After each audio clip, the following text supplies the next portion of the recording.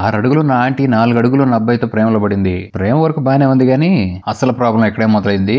వీళ్ళ ప్రేమ కొద్దిగా డీప్ గా వెళ్ళి అంత హైట్ గా ఉన్న ఆంటీ అంకుల్ తో దెబ్బ వేయించుకునే టైం కి అంకుల్ సాటిస్ఫై చేస్తాడని క్వశ్చన్ మార్క్ లో నెక్స్ట్ ఏం జరిగిందో తెలుసుకోవడానికి ఈ వీడియో పూర్తిగా చూడండి. అలానే ఇలాంటి ఇంట్రెస్టింగ్ వీడియోస్ కోసం వీడియో లైక్ చేసేయండి, మన ఛానల్ సబ్స్క్రైబ్ చేసుకోండి. మూవీ ఓపెనింగ్ లోనే మన హీరోయిన్ చాలా అందంగా తెలివి అని చూపిస్తూ ఉంటారు. తన వయసులో చాలా అందంగా ఉండటం వల్ల రోడ్డు మీద నడిచి వెళ్తూ ఉంటే ముసలోడు, కుర్రోడు, ముసలావిడ అందరూ ఏజ్ తో డిఫరెన్స్ లేకుండా ఆమె వైపు అలానే చూస్తూ ఉంటారు. ఆమె అందానికి హీరోయిన్ అక్కడి నుంచి ఆ రోజు ఈవినింగ్ ఇంటికి రాగానే తనకు ఫోన్ కాల్ వస్తుంది. జరాన్ అనే ఒక వ్యక్తి ఫోన్ చేస్తాడు. మీ ఫోను మర్చిపోయారు, నాకు దొరికింది. మీరు హోటల్లో ఫోన్ మర్చిపోయినప్పుడు నేను అక్కడే ఉన్నాను. అప్పుడు హీరోయిన్ అడుగుతుంది, మరి అక్కడే వచ్చుగా ఫోన్ అని అడిగితే మనోడు రసకురాజా మాటలు కలిపేస్తాడు. లేదు, నేను మీతో కలవాలి, మాట్లాడాలి, మీతో డేట్ కి వెళ్ళాలనుకుంటున్నానని డైరెక్ట్ గా చెప్పేస్తాడు. ఆ స్ట్రైట్ ఫార్వర్డ్ మాటలు వినేసి కుర్రోళ్ళలో మంచి విషయం ఉందనుకుంటా అని ఇంకా మాటలు ఎక్కువ కలిపి చాలా సేపు మాట్లాడుకొని నెక్స్ట్ డే ఫుల్ యాంగ్జైటీతో కలవడానికి వెళ్తుంది. అలా ఫుల్ యాంగ్జైటీతో హోటల్లో కూర్చొని ఆలోచించుకున్న టైంలో లివియా పేరుతో ఒక మనిషి పిలుస్తాడు. ఆ వ్యక్తి వైపు చూస్తే హీరోయిన్ మైండ్ బ్లాక్ అయిపోతుంది. అతను కేవలం 4 అడుగులే ఉంటాడు. కుర్చీ మీద కూడా ఎగిరి కూర్చుంటాడు. అతని పేరు జరాన్ అని అతనే తనకు కాల్ చేశానని చెప్తాడు. హీరోయిన్ ఊహించేసుకుంటా ఉంటుంది వచ్చేవాడు మంచి హైట్ ఫిజిక్ తో ఉంటాడని. ఇక్కడ హీరోయిన్ చూడంగానే డల్. ఇక మాట్లాడటం మొదలు పెడుతున్న హీరోయిన్ చూసి హీరోయిన్ ఫుల్ గా నీరు గారిపోయి ఏడుపు ఒకటే తక్కువ అన్నట్టుగా ఎక్స్ప్రెషన్ మార్చేస్తుంది. ఇది హీరో కూడా గమనించి తనకి ఏ మాత్రం అభ్యంతరం లేదని హీరోయిన్ తో స్ట్రైట్ గా మాట్లాడటం స్టార్ట్ చేస్తాడు. నా హైట్ కారణంగా నన్ను చాలా మంది వెక్కిరిస్తారు, నా దూరంగా వెళ్ళిపోతారు.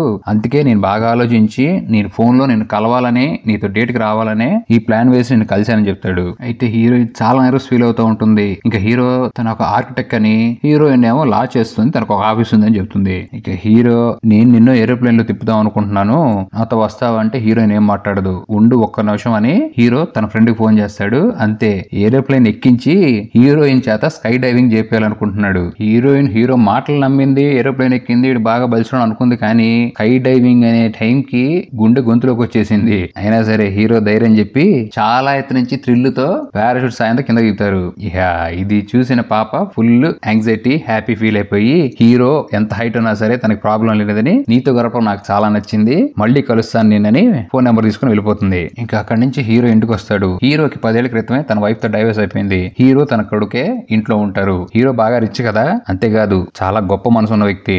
ఏది అడిగినా తన కొడుకుని కాదనడు.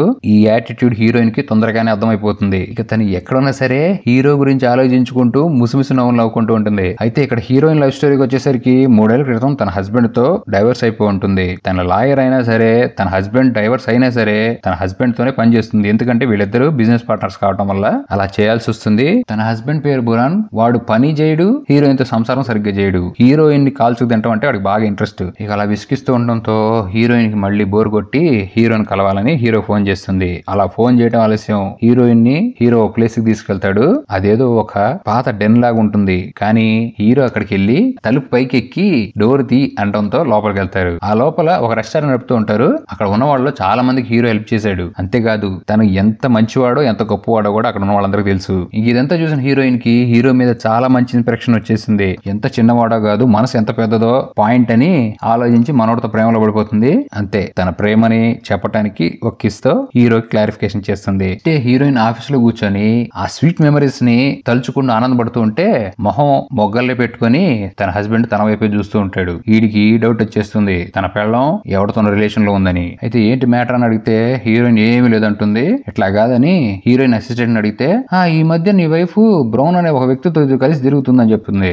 ఇక్కడ హీరో తన కొడుకుతో కలిసి టేబుల్ టెన్నిస్ ఆడుతూ ఉంటాడు. అయితే మనోడికి లోపల 100 బటర్ఫ్లైలు ఎగురుతూ ఉంటాయి. హీరోయిన్ కలుస్తున్న దగ్గర నుంచి హీరో మొహంలో గ్లో ఎప్పుడు చాలా హ్యాపీగా ఉంటాడు. ఏంటి విషయం నాన్న అని అడిగితే తన కొడుకు ఏమీ లేదంటాడు. కానీ అడిగే కొద్దిగా చెప్పేస్తాడు. ఎందుకంటే తన కొడుకుతో తను చాలా ఫ్రెండ్లీగా మూవ్ అవుతూ ఉంటాడు. ఇక ఒక రోజు హీరోయిన్ తీసుకొని బయటకు వెళ్తున్నప్పుడు ఈ హీరోయిన్ హస్బెండ్ చూసేస్తాడు. ఆ రోజు నైట్ హీరోయిన్ తీసుకొని డాన్స్ పార్టీకి వెళ్తాడు. అక్కడ హీరో ఫుల్ గా ఎంజాయ్ చేస్తాడు. ఇక అక్కడి నుంచి ఇంటికి తీసుకొచ్చిన తర్వాత వీళ్ళ ప్రేమని ఇంకొద్దిగా ముందుకు తీసుకెళ్దామని మొదటి కార్యాన్ని మొదలు పెట్టగానే హీరోయిన్ కి ఏమో చాలా తేడా కొడుతూ ఉంటుంది. చిన్నగా ఉన్నోడిది చిన్నగా ఉంటుంది కదా అని ఫుల్ క్వశ్చన్ మార్క్ లో ఉంటే హీరో కళ్ళతోనే క్లారిటీ ఇచ్చేస్తాడు. కళ్ళలో కళ్ళు పెట్టేసి చిన్నది కాదు, ఎంత స్టామినా ఉందో కావాలన్నట్టు ఆనాడు మంచం మీద ఊపు దమ్ముంటే అని ఫుల్ సాటిస్ఫై చేసేసి నెక్స్ట్ డే హీరో పని మీద బయటకు వెళ్ళిపోయి కింద నీ కోసం బ్రేక్ఫాస్ట్ వెయిట్ చేస్తుందని చెప్పి వెళ్ళిపోతాడు. హీరో తన ఇంటికి తీసుకొస్తాడు హీరోయిన్ ని. ఇక అలా బ్రేక్ఫాస్ట్ చేస్తున్నప్పుడు హీరో కొడుకు వచ్చి తన ఇంట్రడ్యూస్ చేసుకుంటాడు. ఇంక హీరో కొడుకు వచ్చి అంటాడు,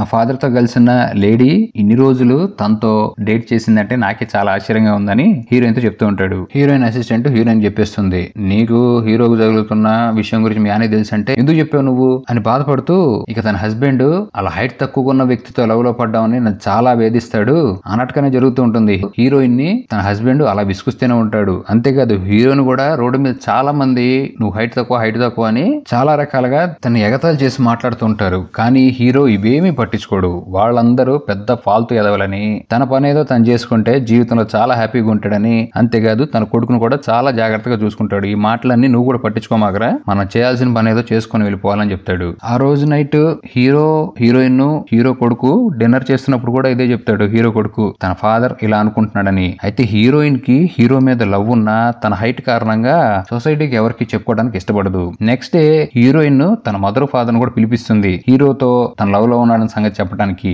కానీ చాలా నెర్వస్ ఫీల్ అయిపోతుంది. అయితే ఇక్కడ చుట్టుపక్కల వాళ్ళందరూ హీరో హైట్ తక్కువ ఉండడం చూసి చాలా నవ్వుకుంటూ ఉంటే హీరోయిన్ కి ఎక్కడో గాలి వాళ్ళకి లెఫ్ట్ అండ్ రైట్ ఇచ్చేస్తుంది. ఇక హీరోయిన్ మదర్ ఫాదర్ వెళ్ళిపోయిన తర్వాత హీరో అడుగుతాడు, ఎందుకు నువ్వు మ్యాటర్ చెప్పకుండా నేను నీ ఫ్రెండ్ అని ఇంట్రడ్యూస్ చేసావంటే, హీరోయిన్ నువ్వంటే నాకు ఇష్టమే, నీతో కలిసి ఉండాలనుంది, కానీ మన ఇద్దరి మధ్య ఉన్న ప్రేమ చెప్పడానికి నాకు ఇంకా కొద్దిగా టైం కావాలని చెప్పి ఒక ముద్దు పెట్టి మనోడిని కూల్ చేస్తుంది. ఆ నెక్స్ట్ డే హీరోయిన్ కలవడానికి ఆఫీస్కి వస్తాడు. అక్కడ హీరోని చూసి హీరోయిన్ చాలా ఆనందపడుతుంది.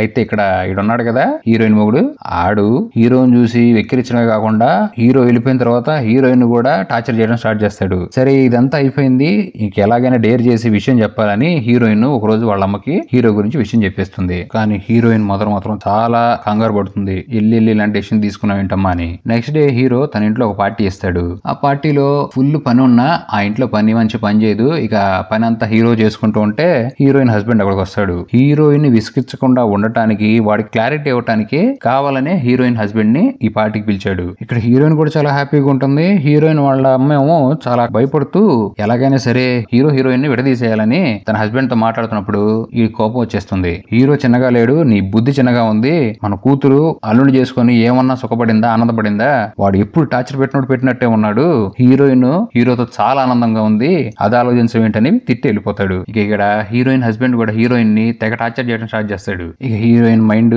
టర్న్ అయిపోయి ఒక రోజు నైట్ హీరో పక్కనకు వచ్చి కూర్చొని, జనాలందరూ నీ హైట్ ని వెక్కిరిస్తూ ఉన్నారు, అది చూసి నేను తట్టుకోలేకపోతున్నాను, నేను లవ్ చేస్తున్నాను, నా ముందు అలా ఎవరైనా అన్నా గానీ నేను భరించలేను, అందుకే నేను ఉండాలనుకున్నా నీతో ఉండలేకపోతున్నాను, సారీ నేను వెళ్ళిపోతున్నాను అనటంతో హీరో కూడా తన డెసిషన్ కి రెస్పెక్ట్ ఇచ్చి పంపించేస్తాడు. కానీ తను పంపించిన దగ్గర నుంచి హీరో లాగా ఉండడు. ఎప్పుడు కోపడినవాడు పని మనిషి మీద కోపడుతూ పూర్తిగా లాంగ్వేజ్ అనేది మారిపోయి ఎప్పుడు కోపంగా ఉంటాడు. అయితే ఈ కోపంలో ఒక రోజు తన కొడుకును పిలిచి, నువ్వు నా గురించి నా హైట్ గురించి ఏమనుకుంటున్నారంటే, నీ గురించి నీ చుట్టుపక్కన ఉన్న వాళ్ళు ఏమనుకున్నా సరే నువ్వేమీ పట్టించుకోకుండా ధైర్యంగా ఉంటావు, అదే నాన్న నువ్వు, నీలో నచ్చేది నాకు అదే అని మనోడు కొద్దిగా మోటివేషన్ ఇవ్వడంతో కొడుకును పట్టుకొని లోపల ఉన్న ఏడుపు మొత్తం ఏడిచేస్తాడు.